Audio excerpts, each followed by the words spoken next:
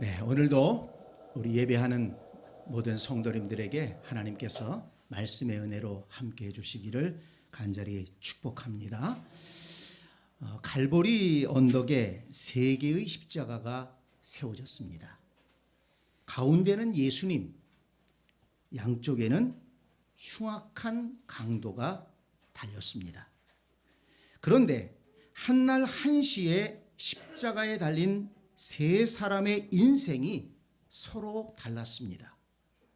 세 사람의 생각이 달랐고 세 사람의 운명이 달랐습니다. 어떻게 달랐을까요? 먼저 예수님 십자가 바로 옆에 한 강도는 안타깝게도 구원받지 못했습니다.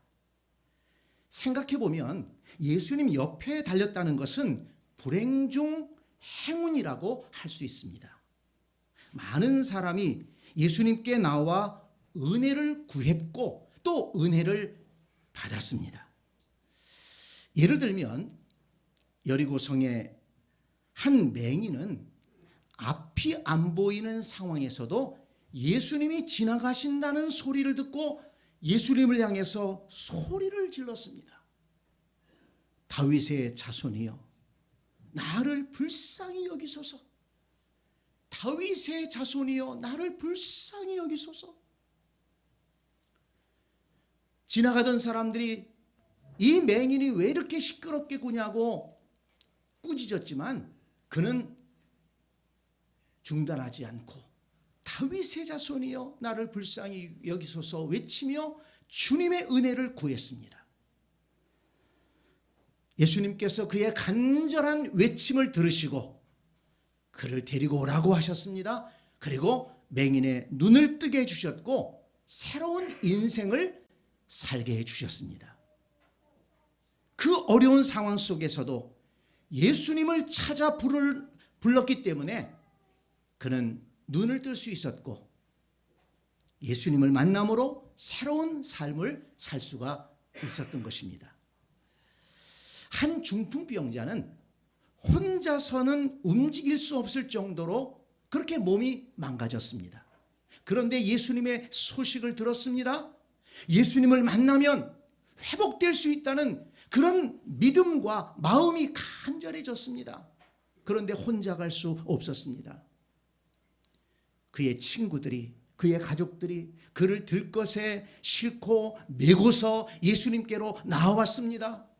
그런데 와보니까 이미 많은 사람들이 있어서 예수님께로 나갈 수가 없는 것입니다.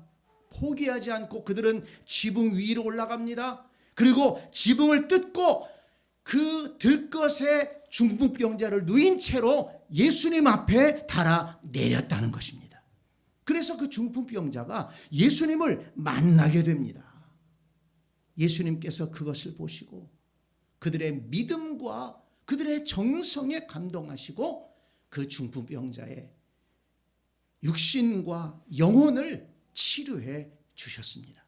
그래서 그 중풍병자는 올 때에는 들것에 실려왔지만 지금까지는 다른 사람의 도움이 없이는 살 수 없는 그런 불쌍한 인생이었지만 예수님을 만남으로 스스로 일어나서 걸어서 돌아갔다는 것입니다. 이제 다른 사람의 도움이 없이 스스로, 아니 다른 사람을 도우면서 살 수 있을 정도의 그런 복된 인생으로 새롭게 되었다는 것입니다. 그렇다면 여러분, 지금 예수님 옆에 달려있는 이 강도는 얼마나 좋은 기회를 얻은 것입니까? 은혜로우신 예수님이 바로 옆에 계십니다. 그러나 불행하게도 그 강도는 은혜를 구하지 않았습니다. 39절 말씀을 다시 한번 보기 바랍니다. 달린 행악자 중 하나는 비방하여 이르되 내가 그리스도가 아니냐 너와 우리를 구원하라 하되. 그 강도는 예수님을 비웃으며 비방했습니다. 아니 하나님의 아들이라고 하면서 왜 십자가에 달려 죽어가고 있느냐? 네가 그리스도라면 너와 우리를 구원해 보라고 그렇게 조롱했습니다. 참 불쌍한 사람입니다. 죽는 순간까지도 잘못을 깨닫지 못하고 오히려 남을 비웃고 조롱하고 헐뜯고 있습니다. 어떻게 보면 그런 성품이 그의 일생을 불행하게 만들었다고 해도 과언이 아닐 것입니다. 남을 비방하는 성품이 몸에 배었기 때문에 예수님을 향해서도 비웃고 헐뜯다가 비참하게 죽어가는 불쌍한 인생이 되고 마는 것입니다. 디모데후서 3장 2절을 보면 말세에 사람들이 타락해서 나타나는 그런 성품들이 있는데 그 가운데 비방하는 것이 있습니다.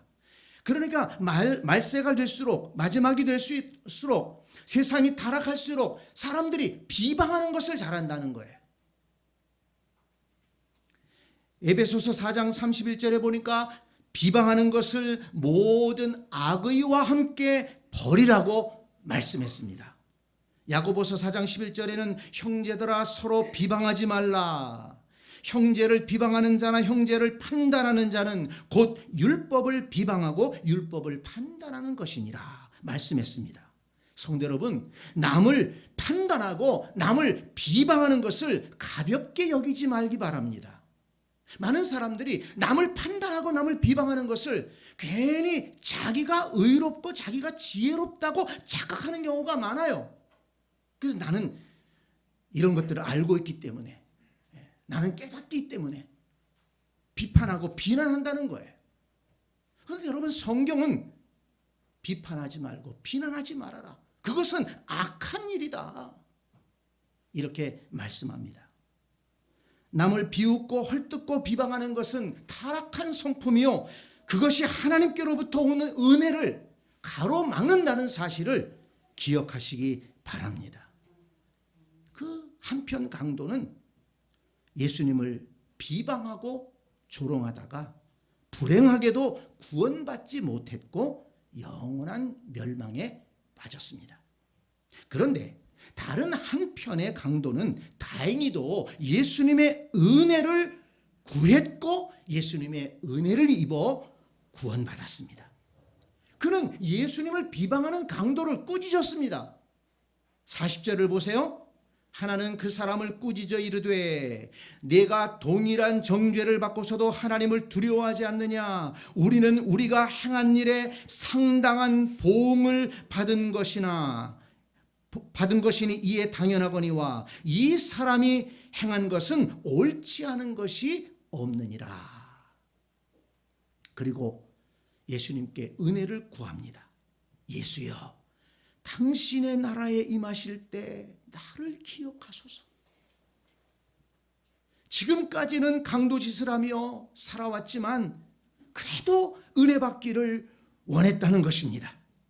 자기를 하나님의 나라로 인도해 달라고 간청합니다. 마지막 순간에 깨달은 것입니다. 은혜로운 예수님은 그의 간절한 간구에 응답하셨습니다. 내가 진실로 내게 이르노니 오늘 내가 나와 함께 낙원에 있으리라. 마지막 순간에 인생의 방향이 달라졌습니다. 영원한 지옥 형벌로 향하던 인생이 영원한 하나님의 나라를 향해 가게 된 것입니다. 불행 중 다행이라고 할 수 있습니다. 마지막에라도 자기의 잘못을 깨닫고 주님의 은혜를 구하는 자에게는 이와 같은 구원의 은혜가 임한다는 것을 믿으시기 바랍니다. 그런데 여러분, 한 가지 생각할 게 있습니다. 이 강도가 구원을 받기는 받았는데 간신히 받았다는 것입니다. 자기 혼자 겨우 받았다는 것입니다. 함께 못된 짓 하다가 함께 잡혀와서 지금 함께 십자가에 달려 있는 그 자기 친구도 구원하지 못했습니다.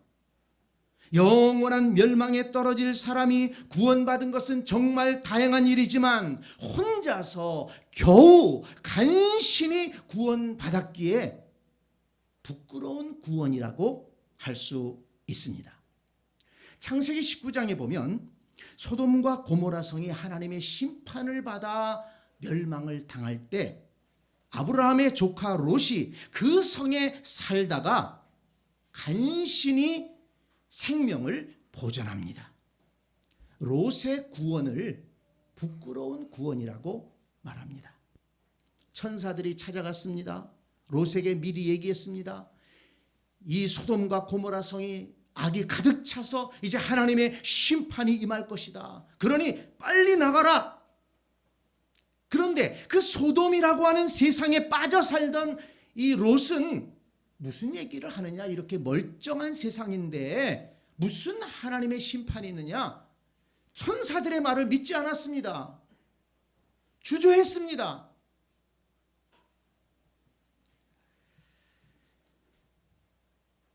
하는 수 없이 천사들이 롯과 그의 아내와 두 딸의 손을 잡아 억지로 끌고 나왔지만 이 롯의 아내는 끌려 나오다가 너무 미련이 남아가지고 다시 고개를 돌려 그 성을 쳐다보다가 소금 기둥이 되고 말았습니다.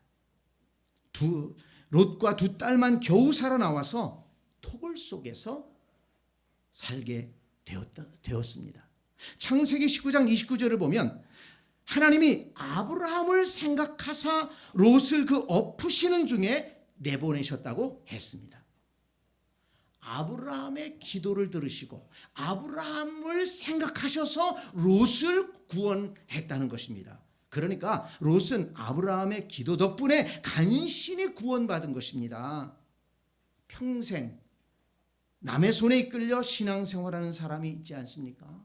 누가 그냥 억지로 끌어줘야 간신히 교회 나오고 간신히 예배드리고 간신히 신앙을 유지하는 사람이 있어요. 롯이 바로 그런 신앙인이었습니다. 자기 믿음을 자기 스스로 책임지지 못하고 맨날 아브라함에게 의존하며 살았던 것입니다.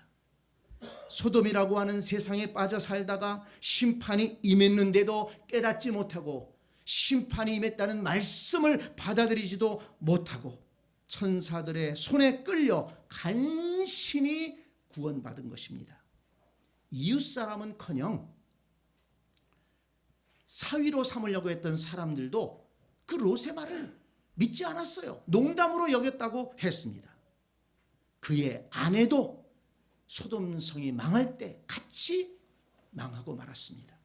그래서 롯의 구원은 부끄러운 구원인 것입니다. 고린도전서 3장 15절을 보면 금 같은 믿음이 있고 은과 보석 같은 믿음이 있다고 그랬어요. 그런 귀한 믿음은 구원을 받을 뿐만 아니라 하나님께 상을 받는다고 했습니다. 그런데 나무나 풀이나 집과 같은 연약한 믿음도 있다는 것입니다. 그런 믿음은 구원을 받되 불 가운데에서 구원받은 것과 같을 것이다. 이렇게 말씀했습니다. 부끄러운 구원을 받을 것이다. 이런 말씀입니다. 성도 여러분, 예수님의 한편 강도가 구원받은 것은 다행스러운 일이지만 부끄러운 구원이었다고 했습니다. 하나님을 믿지만 세상에 빠져 살면서 죄를 짓다가 남 해치고 살다가 누구 한 사람 구원하지 못하고 겨우 간신히 자기 한 사람 구원받았다는 것입니다. 성도 여러분, 저와 여러분 가운데에는 이처럼 부끄러운 구원을 받는 사람이 한 사람도 없기를 바랍니다. 하나님을 믿되 하나님 앞에 영광 돌리지도 못하고 하나님이 기뻐하시는 일을 한 번도 한순간도 해보지 못하고 그저 간신히 자기 혼자 구원받는 사람, 가족도 구원하지 못하고 친구도 구원하지 못하고 겨우 자기 혼자 구원받는 이런 부끄러운 사람이 있어서는 안 되겠다는 것입니다. 우리 가운데 그런 사람이 하나도 없게 되기를 바랍니다. 그런데 예수님도 두 강도와 함께 십자가에 달리셨습니다. 사람들 눈에는 예수님도 두 강도와 별반 다를 것 없이 갈보리 언덕의 십자가에서 사형을 당한 것처럼 보였을 것입니다. 그러나 예수님은 자기의 죄 때문에 십자가에 달린 것이 아니라 세상 사람들을 죄에서 구원하시기 위해서, 세상 사람들의 그 죄를 대신 짊어지시고 죄값을 대신 갚아주시기 위해서 십자가에 달리신 것입니다. 하나님께 받은 사명을 완수하시기 위해서 십자가에 달리신 것입니다. 그뿐 아니라 이제 십자가에서 죽으시면서까지 옆에 있는 강도의 그 소원을 들으시고 그 강도를 낙원으로 인도하셨습니다. 십자가에 달려서까지 그 고통 중에 있으시면서도 한 사람을 하나님 나라로 인도하셨다는 것입니다. 얼마나 귀한 일입니까? 여러분, 이것을 우리는 예수님에게서 배워야겠습니다. 한편 강도는 남을 비웃고 헐뜯고 비방하다가 구원받지 못하고 영원한 멸망에 떨어졌습니다. 또 한편 강도는 그래도 죽기 전에 회개하고 간신히 구원을 받았지만 그는 평생 하나님 앞에 영광을 돌릴 줄도 몰랐고 하나님을 기쁘시게 할 줄도 몰랐고 누구 한 사람 구원할 줄도 몰랐고 그저 간신히 자기 혼자 구원받는 데서 그쳤습니다. 그러나 예수님은 마지막까지 다른 사람을 구원하시면서 하나님께서 맡겨주신 사명을 감당하셨다는 것입니다. 그래서 빌립보서 2장 9절을 보면 하나님이 그를 지극히 높여 모든 이름 위에 뛰어난 이름을 주셨다, 그렇게 말씀했습니다. 성도 여러분, 저와 여러분은 어떤 인생을 살아야 하겠습니까? 하나님의 은혜를 외면하고 세상 욕심에 빠져 살면서 비웃고 헐뜯고 비방하며 살다가 영원한 멸망에 빠지는 불쌍한 인생이 한 사람도 없어야 되겠습니다. 여러분 가족 중에도 없게 되기를 바랍니다. 또한 예수를 믿고 교회를 다니지만 부끄럽게 구원받는 사람도 없기를 바랍니다. 천사들의 손에 이끌려 간신히 구원받은 롯처럼, 또 죽기 전에 은혜를 구하고 간신히 구원받은 강도처럼 부끄럽게 구원받은 성도가 한 사람도 없어야 되겠습니다. 우리는 예수님을 본받아야겠습니다. 하나님께서 맡겨주신 사명을 위해 십자가의 죽음도 감당하셨습니다.